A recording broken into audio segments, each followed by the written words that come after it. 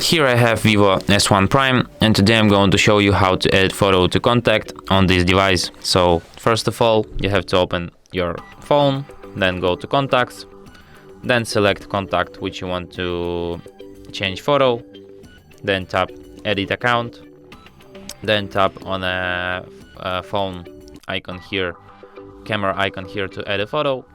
Then you have an option to take a photo or choose photo. Let's choose photo. Then you have to select the photo. Then you have to adjust it. And then confirm it here. And save.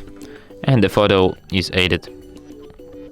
So, thanks for watching. If you find this tutorial useful, don't forget to hit that like button and subscribe to our channel.